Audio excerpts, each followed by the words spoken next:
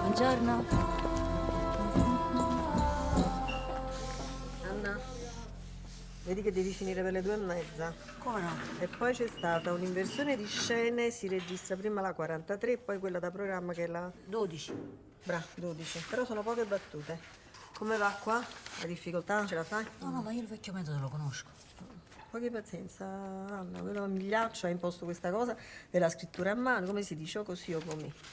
Non c'è problema, io ho imparato da Ciro. Posso fare. Senti, vai in pausa prima, così ti anticipi.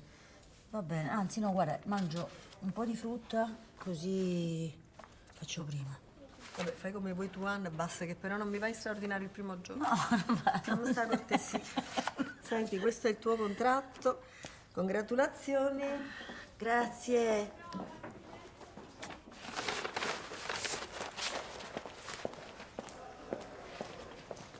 Esatto, così. Così va bene. Allora, come stiamo? Anna, va bene, sei brava. I tuoi caratteri sono molto più leggibili di quelli di Ciro, che poi pasticciava. No, Ciro è bravo. Sì, un po' insolente.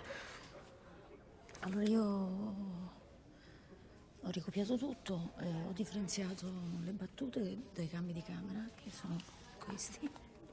Faccio parlare Ada in blu, il suo personaggio in nero, poi baci, abbracci, pause prolungate, sottolineate. È che questione che ognuno c'è il suo. Inizio registrazione, tutti in posizione.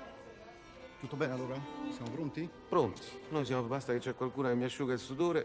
Noi siamo pronti. Già fatto, c'è una persona per lei. Bene, buon lavoro.